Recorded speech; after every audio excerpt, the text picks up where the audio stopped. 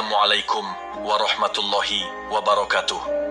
Manusia akan dikumpulkan pada hari kiamat dalam keadaan tidak beralas kaki, tidak berpakaian, dan belum dikhitan. Demikianlah keadaan manusia tatkala bertemu dengan Allah di padang mahsyar kelak. Lalu manusia digiring ke padang mahsyar dengan berbagai kondisi yang berbeda sesuai dengan amalnya. Ada yang digiring dengan berjalan kaki, merangkak, bahkan yang diseret di atas wajah-wajah mereka. Lalu, bagaimana keadaan kita umat manusia nanti di padang mahsyar kelak? Bagaimana mengerikannya kondisi di padang mahsyar ini? Mari tonton video ini hingga selesai. Semoga bisa menjadi pengetahuan untuk kita umat Islam. Namun sebelum itu, mari bantu channel ini untuk terus berkembang dengan cara like dan subscribe. Berikan komentar yang positif dan share video ini. Semoga bisa menjadi amal jariah karena telah ikut men-syiarkan kisah-kisah Islami kepada masyarakat Islam dan dunia. Terima kasih. Setelah menunggu di alam barzah setelah kematiannya, manusia akan dibangkitkan kembali oleh Allah Subhanahu wa Ta'ala setelah datangnya hari kiamat.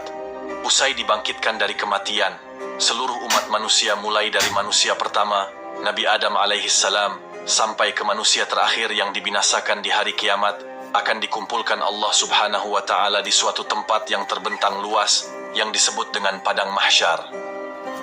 Nabi Shallallahu Alaihi Wasallam mengatakan, di padang mahsyar, kelak orang yang berbondong-bondong masuk ke dalam padang mahsyar tidak akan mengenal siapa suaminya, tidak akan mengenal siapa bapak dan ibunya, bahkan anaknya. Mereka nafsi-nafsi, sendiri-sendiri, berharap cemas di hadapan Allah. Satu orang akan ditumpuk 1000 orang di atasnya. Orang yang dapat menginjakkan kaki di padang mahsyar, dia adalah manusia yang aman. Sampai-sampai fitnah daripada padang mahsyar.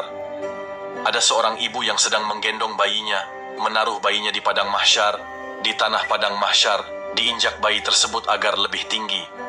Tidak sadar dia, anaknya dijadikan satu pijakan, agar dia selamat di padang mahsyar. Para wali min auliyah illah, orang-orang soleh, berbondong-bondong keliling mencari Nabi Adam. Wahai Nabi Allah, Nabi Adam, berikan kami syafaat. Apa kata Nabi Adam? Aku tidak bisa berikan syafaat kepadamu, karena aku sudah ditolong oleh Allah saat aku meminta untuk diperjumpakan dengan Siti Hawa saat hidup. Jalan lagi kepada Nabi Musa. Ya Nabi Allah, Nabi Musa, tolonglah kami, selesaikan siksaan di padang mahsyar ini. Kondisi mereka ada yang tenggelam sampai mata kakinya karena dosanya. Ada yang sampai kepada lututnya, ada yang sampai ke pinggangnya, bahkan ada yang sampai pusarnya dan juga dadanya. Bahkan ada yang seleher, ada juga yang sampai di hujung daripada hidungnya, dan juga ada yang di atas kepala, bahkan 2 hasta di atas kepalanya, tenggelam karena dosa-dosa mereka. Kebayang setiap manusia insan masuk ke dalam lautan, tenggelam di lautan, sebentar akan mati. Saat di padang mahsyar, siksaan tersebut sudah tidak akan pernah ada kematian, melainkan menikmati siksaan tenggelamnya setiap manusia. Sudah tidak akan ada lagi kematian. Saat itu kemana kita semua yang kita inginkan?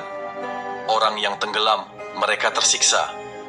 Sampai orang kafir pun mengatakan, Ya Allah, tolong cepat selesaikan siksaan di padang mahsyar ini. Jika kami harus masuk ke dalam neraka, maka masukkan kami secepatnya ke dalam neraka. Hentikan siksaan ini ya Allah. Mereka tidak tahu bahwa siksaan padang mahsyar itu belum ada apa-apanya dibanding api neraka jahanam. Orang-orang kafir semua, tidak ada yang sanggup melaksanakan siksaan padang mahsyar itu dan memohon agar siksaan di padang mahsyar segera dihentikan. Lalu orang-orang akan sampai kepada Nabi Musa. Nabi Musa lalu berkata, Aku tidak dapat menolong kalian karena aku telah diberikan syafaat oleh Allah, menyelamatkan umatku saat dikejar-kejar oleh orang-orang Firaun. Coba engkau ke Nabi Ibrahim. Berangkat ke Nabi Ibrahim. Ya Nabi Allah Ibrahim, engkau adalah Khalil Allah. Sampaikan kepada Allah, selesaikan padang mahsyar ini. Apa kata Nabi Ibrahim? Aku tidak dapat memberikan syafaat kepada kalian, karena aku telah ditolong oleh Allah saat aku dimasukkan ke dalam api Raja Namrud. Nafsi-nafsi, nafsi-nafsi, sendiri-sendiri, sendiri-sendiri. Silahkan engkau kepada Nabi Isa. Sampai ke Nabi Isa. Ya Nabi Allah, Isa, engkau adalah ruh Allah. Sampaikanlah kepada Allah agar berikan syafaat kepada kami. selesaikan siksaan padang mahsyar ini. Apa jawaban Nabi Isa? Nafsi, nafsi, nafsi, nafsi. Aku tidak dapat menolong kalian karena Allah telah memberikan pertolongan kepada aku sampai aku diangkat ke langit kedua. Pergilah engkau kepada Nabi Muhammad sallallahu alaihi wasallam, dia adalah kekasih Allah. Lalu berbondong-bondonglah para aulia datang kepada Nabi sallallahu alaihi wasallam. Ya Rasulullah, berikanlah kami syafaat. Sebelum orang-orang tersebut berbondong-bondong datang kepada Nabi, Nabi sallallahu alaihi wasallam sudah melihat mereka akan datang kepada Nabi. Nabi berjumpa dengan Allah, Nabi sujud kepada Allah. Ya Muhammad, angkat kepalamu. Tidak lagi ada yang beribadah di padang mahsyar ini. Nabi Muhammad mengangkat kepala, lalu sujud lagi di hadapan Allah. Wahai kekasihku, angkat kepalamu. Sudah tidak ada lagi yang beribadah di padang mahsyar ini. Tetap Nabi mengangkat kepala lalu sujud lagi kepada Allah. Sampai terakhir, apa yang kau inginkan wahai kekasihku? Ya Allah, selesaikanlah siksaan padang mahsyar ini. Biarkan mereka. Masukkan mereka ke mizan penimbangan amal baik, amal buruk mereka. Ya Muhammad, engkau meminta tanpa sujud kepada aku akan memberikan apa yang kau inginkan. Nabi Muhammad sallallahu alaihi wasallam tanpa sujud, jika dia meminta kepada Allah, pasti akan dikabulkan. Dengan akhlak baginda Rasulullah sallallahu alaihi wasallam, beliau sujud kepada Allah.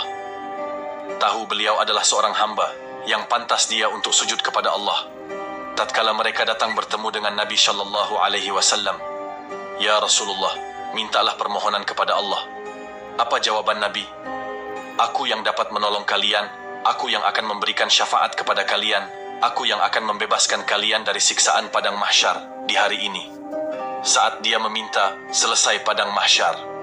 Masuk mereka semua ke mizan.